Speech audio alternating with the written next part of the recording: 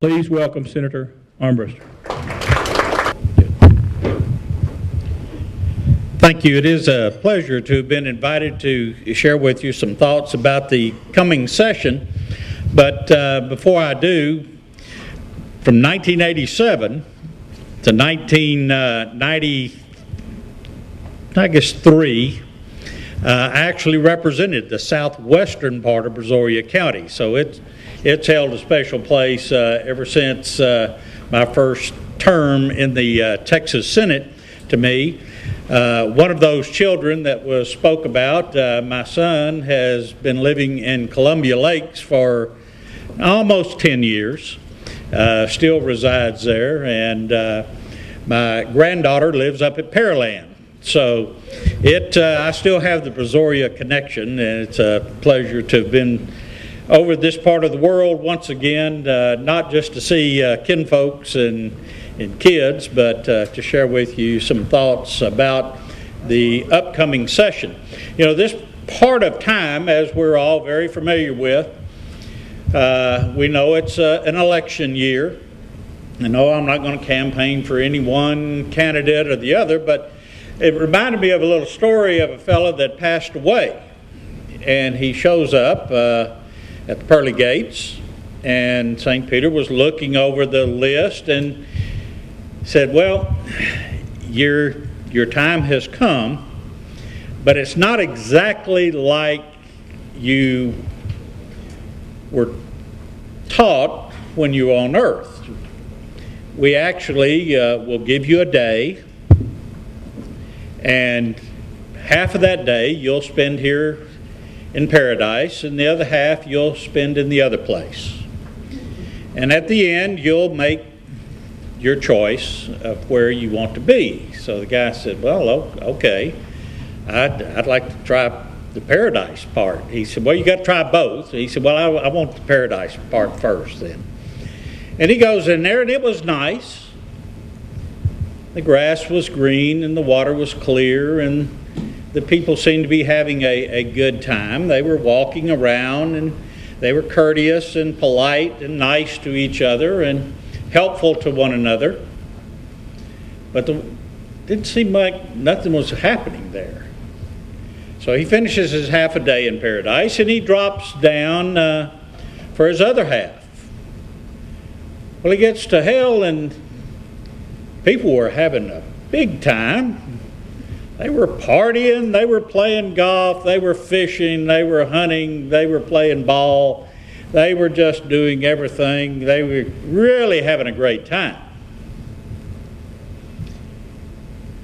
At the end of the day, he gets back and he says, well, what's your choice? He said, well, you know, paradise seemed pretty nice, but they were really having a time down at the other place. It wasn't anything like I'd heard. And he said, well, what's your choice? And he said, well, I think I'm going to choose the other place. Off he goes. He makes his decision, and he gets there, and it is completely opposite. It is exactly as he had heard. There was wailing and gnashing of teeth, and the fires were burning, and it was worse than you could imagine. And he runs across Satan, and he says, wait a minute, what happened to what I saw? He said, oh, we were campaigning earlier. Now you've had an election.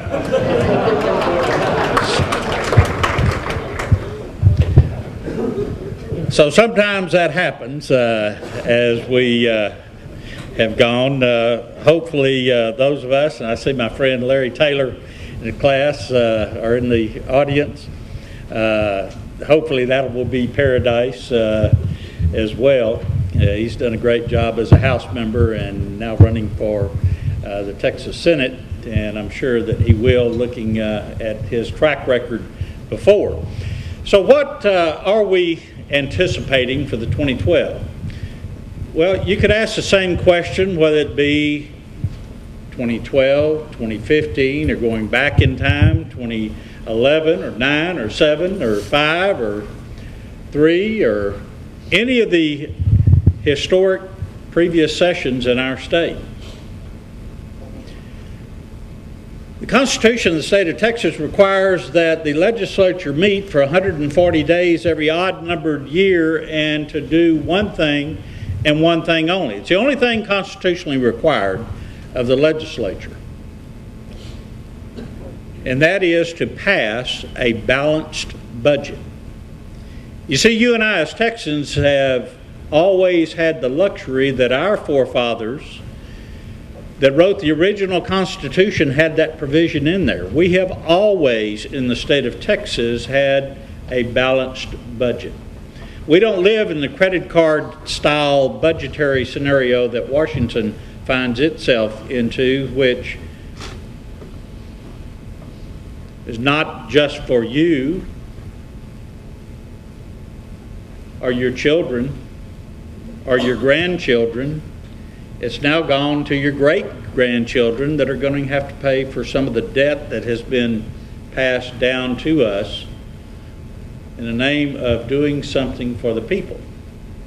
Well, in Texas, we don't budget like that. So the number one thing that we have in any legislative session is to craft a balanced budget that serves the actual needs, not the wants, but the needs 25 million plus Texans. Our last census, of course, showed that we were over 24 million, approaching 25. We're growing at the rate, according to our state demographer, of 1,000 people a day net in the state of Texas. Our public schools are increasing, over 100,000 public school children net increase each year of this decade. You take the estimate or actual known plus those that have registered their vehicles before, and all, regardless of how dense of an area of the state you live in, we Texans do love our cars. We do love our trucks. And that puts pressure on the infrastructure system. You heard from the previous panel about the water plan. That water plan was authored by then your Senator Buster Brown. I was a co-author back in 1997. Going to take us out to the next 50 years. The brilliance of the plan was not because me and Buster had anything to do with it. Of course, at the time we were in office, we'd tell you we did, but it was because we were at least smart enough to decide that we will divide the state, as you saw, into the various regions, 16 regions, and let the people, the stakeholders in those regions, determine what they needed for that particular part of the state of Texas. And when all of those were assembled and came out in year $2000, that amounted to $98 billion worth of either supply projects or existing or rehabilitating of existing and new infrastructure that the state would need over the next 50 years to accommodate the growing population we have. In fact, today the Texas Water Development Board estimates that by the year 2025, not too long anymore, 54% of the Texas population will live south of I-10,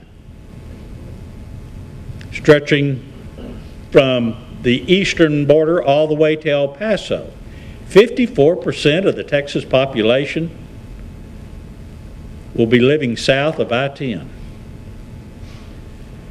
Well, it's a wonderful plan for the reasons I spoke, because a single bureaucracy in Austin didn't come up with it. You and I that live in these various areas of the state, we came up with it. It's got one fatal flaw, and that fatal flaw can go over to transportation as well. It can go over to energy as well. We still don't have any methodology to pay for any of it. There was no process placed of how were we going to develop or increase our revenue to pay for $98 billion worth of projects. How were we going to increase for a growing number of motor vehicles on our existing roadways? I know there were some county commissioners and county judges and mayors here. They will tell you, you can't just build a road, you got to maintain it. We haven't had an increase in the money that goes on the gas tax that goes as a statutorily dedicated amount to our transportation system since Bill Clements was governor in 1991. So one of the largest issues, besides balancing that state budget, and I'll come back to that in just a moment, is to try to develop an infrastructure fund for transportation needs, energy needs, water needs. You might as well just draw a parentheses around that and put equals economic development for Texas. You know, we do a great job of attracting and creating new jobs in the state of Texas, at least under Governor Perry's leadership. Not that he did it alone, but I'm talking a timeline. And with the national economy what it is, we're still attracting new jobs and businesses to Texas. But very soon, these infrastructure needs are going to catch up. So we're looking at how they apply to equals economic development throughout the state of Texas. Well, there are various ideas being floated around. There are various conferences being held about how are we going to create this infrastructure fund and how are we going to fund that infrastructure fund, especially in light of the economy and people concerned about what's in their pockets, which we in government need to be concerned about the same things. There are some ideas working. We have been working with several different groups trying to come up with a solution to answer these needs. So with balancing the budget, infrastructure, those are probably the two main categories that you will see a lot of action this next time. Now going back to the budget, say, well, you guys get lots of money. Your current budget, general revenue budget, is $180 billion. That carried us for these 2 years. We budget in 2-year cycles. To anticipate we're going to need some more. And I was reading in the paper the other day, it seemed like your state comptroller said that there's possibly be a surplus there. Well, that's somewhat misleading. Not that Susan Combs would mislead anybody, but it's somewhat misleading in that we forget that we've got a $5 billion hole that we have to fill under current Medicaid, that we delayed payments hoping that this revenue would come in and take care of the $5 billion hole that was left. And oh, by the way, if the outgoing director of the Health and Human Services Committee and your own Kyle Janik, who was your senator, now he's the director, using his medical background, director of the Health and Human Services Commission, if their estimates are only half correct, if we don't reform Medicaid in Texas, I'm not talking Obamacare, I'm talking about the current program. If they're just half right in their estimates of what Larry Taylor and his colleagues are going to need to handle the demand under the current Medicaid rolls, well, half right is $8 billion. Add that to the 5 we're in the hole, that's $13 billion with, where is that going to come from? Our governor has led out, many of the legislatures, Larry's here, has signed it, a compact budget compact with Texans saying no new taxes or fees, no more gimmicks, smoke and mirrors on the budget. In other words, charging you something for this purpose, but spending it over here is a gimmick. So we're going to be revising how we fund that state budget, or the protocols of the state budget, under the budget compact, but we've still got this over here. Hopefully her estimate will be even higher. Yes, we do have a Texas Rainy Day Fund. It's somewhere around 10, in fact it's capped, cannot grow larger than $10 billion that could be used. There was attempts last session to get into that for various reasons, all sounding meritorious and good. We took a firm stance not to, for a couple of very simple reasons. During the last legislative session, we had 175 working fires going on, of which Bastrop was probably the worst. We were scared to death that the prognostications and predictions of a major hurricane hitting the Texas coast would come to fruition, and we didn't have any money in the disaster fund. If those things would have all come together at once, even $10 billion in rainy day would not have been enough to cover it. So we thought, like the Dickens, to maintain that in there just in case something did happen. Well, it wasn't that it was a sacred cow. We were looking, just like you were looking, at prognostications and things and actual occurrences about where we were and those type things. And oh yeah, by the way, the national economy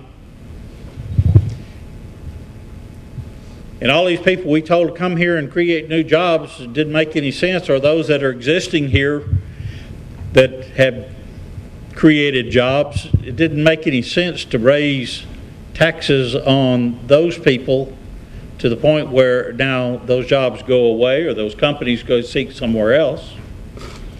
So we maintained that, and luckily the legislature did balance the budget.